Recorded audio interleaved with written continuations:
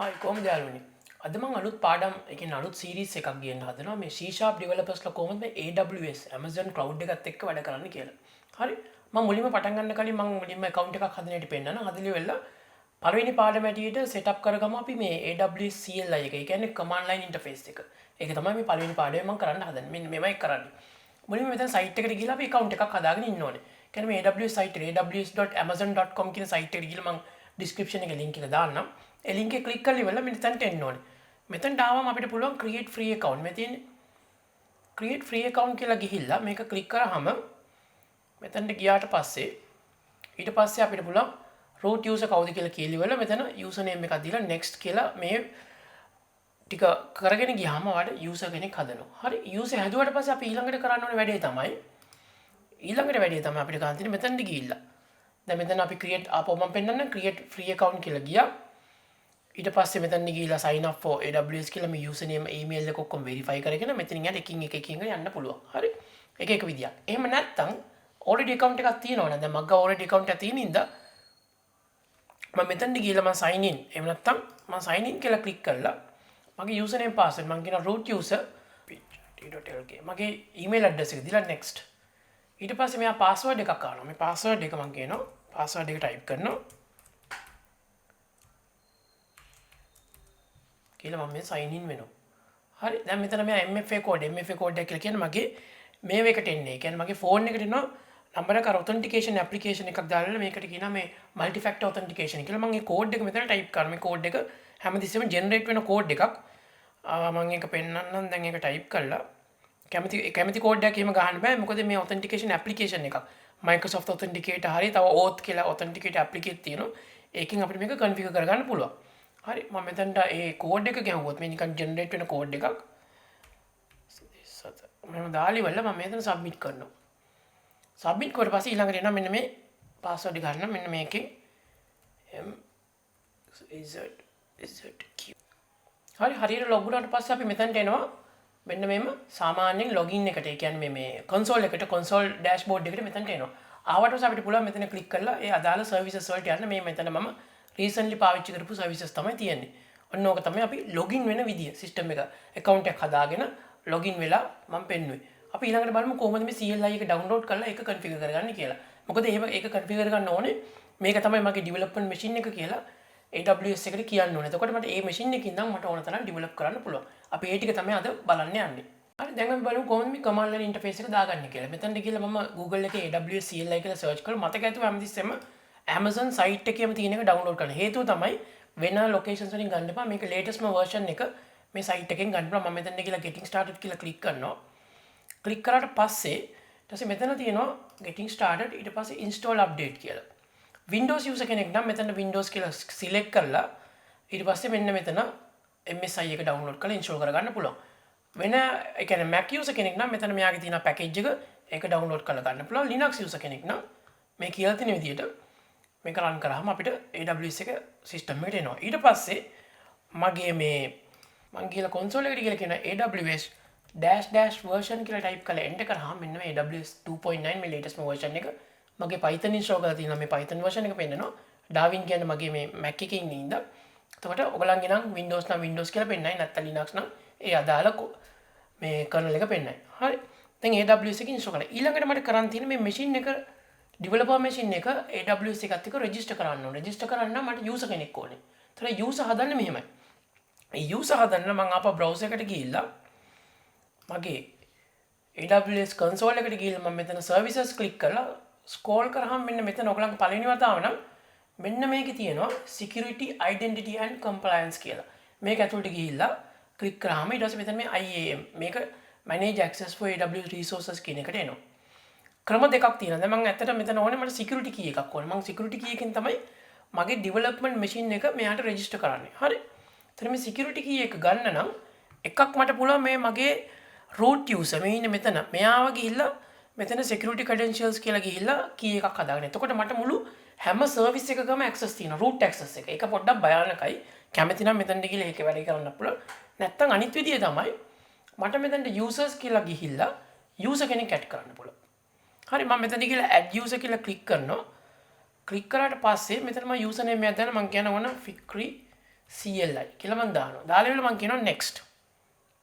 ඊට පස්සේ මෙතන කියනවා මේ userව group එකට add කරන්න කියලා. හරි.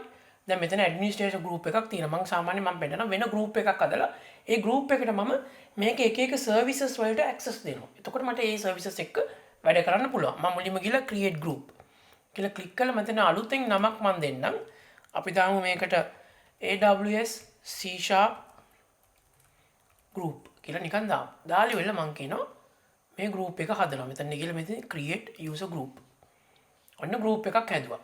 දැන් මේ group එකට දැන් මේ user ඉන්න group එක. එතකොට මම මේක click කරනවා. click කරාට පස්සේ මෙයාට මට පුළුවන් එක permissions දෙන්න.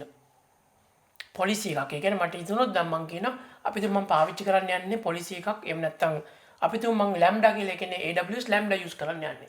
එතකොට මට මෙතන ගිහලා කියනවා add permissions click කරා attach policies කියලා මෙතන search කරනවා. අපි search කරමු lambda කියලා. එහෙම නැත්නම් අපි තුමු SQS කියලා search කරමු. SQS කියලා search කරා. මේ තියෙන්නේ Amazon SQS full access. මම කියනවා හරි මේකට full access SQS එකේ full access දෙන්න. add permissions. ඔන්න ඒක ආවා. ඒක add වුණා. ඊට පස්සේ මට ඕන නම් කියනවා add permissions කියලා ආපහු attach policies මට ඕන නම් lambda එකට දෙන්න ඕනේ කියමු lambda කියලා enter කළොත් එන්න lambda ටික එනවා. මම කිව්වොත් මෙතන කියලා මෙතන lambda execute ඔන්න වගේ එක policies තියෙනවා lambda role එකට. මෙතන දෙනවා. මම හිතුනොත් අපි තුමු DynamoDB කියලා මම කියනවා DynamoDB. DB මේක enter කරනවා. මේ තියෙන්නේ DynamoDB. ඒකෙත් ඒක එනවා. අපිට full access කියලා මට ඕන කියලා AWS මෙතන මේ දෙකක් මේක අයින් කරමු. අයින් කරා මේ තියෙන්නේ DynamoDB full access. මම මේක click කරා add කරා. දැන් මෙයාට බලන්න මෙතනට ගිහලා මේ SQS එකට full access තියෙනවා. DynamoDB එකට full access තියෙනවා. ඊට පස්සේ මෙතනට ගිහිල්ලා දැන් මේ දෙක permissions හරි user. හරි. දැන් ඊට පස්සේ කියනවා මෙන්න මේ group එකට මේ තියෙන්නේ මේ group එකට user කෙනෙක් add කරන්න ඕන. මම කියන මෙතන add users කියලා. මම දැන් හදපු user කොයා.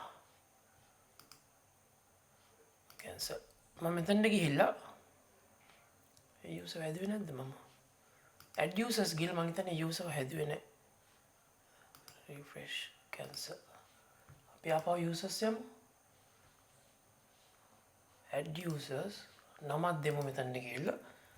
මම හිතන්නේ කලින් එක්කනේ හැදුන්නේ CLI next ඊට පස්සේ මෙන්න මෙයාව ටික් කරනවා ටික් කළා මම ඊට පස්සේ මේක මෙතනට ගෙනල්ලා next මේ group එක අපි කලින් හැදුවනේ next ඊට පස්සේ create user අන්න දැන් තමයි user හැදෙන්නේ කලින් අපිට user හදන්න බැරි වුණා දැන් අර group එකේ ඉන්නවා මේ පස්සේ මට ඕන නම් මම මේක ඉස්සරහට වැඩ කරනකොට එක permissions මේ group එකට add කරාම අපිට permissions ටික එනවා දැන් අපි බලමු මෙයා හරි දැන් user හැදුවා user හැදුවට පස්සේ අපි ඊළඟට බලමු මෙයාගේ security key එකක් create කරලා අපේ AWS CLI එක configure කරගන්න. අපි ඒක ඊළඟට බලමු. user හැදුවා දැන් බලමු මෙයාට key එකක් හදාගන්න විදිය. මම userව click කරනවා මෙන්න මේ විදියට. user එකට click කරා. click කරාට පස්සේ මෙතන තියෙනවා security credentials කියලා. මෙතන මෙයාගේ අර මම කලින් add කරපු access දෙක. මම security credentials කියලා click කරනවා. click කරාම මෙහෙම පාරට scroll කරනකොට මෙන්න මේකේ තියෙන access keys කියලා. මෙතින් මම මුලින්ම කියනවා create access key. ඒක click කරනවා. click කළා මම කියනවා මගේ command line interface එකට මේක තමයි ඕනේ. හරි. ඊට පස්සේ මම කියනවා ඔව්. ඊට පස්සේ මම කියනවා next. click කළා මේකට tag එකක් දාන්න මම හිතමු CLI keys කියලා මේක දාමු. create access key. ඔන්න access key එකක් හැදුවා. දැන් access key එකක් තියෙනවා. secret එකක් තියෙනවා. දැන් මම මේක copy කරගන්නවා. copy කරලා ඉවරලා මම යනවා මගේ command line එකට. command line එකට ගිහලා මම AWS අර කලින් වගේ dash version කිව්වා. AWS එක වැඩ. ඊට පස්සේ මම කියනවා AWS configure කියලා enter කරනවා. enter කරපුවා මෙයා අහනවා access key එකක්. මම මෙතන right mouse click කරලා copy කරපු එක මම paste කරගන්නවා. ඔන්න access key එක. ඊට පස්සේ මෙයා අහනවා දැන් මම අර කලින් මේ test කරන්න දාපු security key එකක් ඒවා දැන් අයින් කරන්න පුළුවන් මෙතන මේ access key ඊට පස්සේ security key මේ secret access key එක තමයි මෙතන දෙන්නේ. ඊට පස්සේ මෙතනට ගිහලා මම ආපහු සරයක් මෙන්න මේක copy කරගන්නවා. copy කරගත්තා මම මෙතනින් paste කරගන්නවා. මම එකත් enter කරා.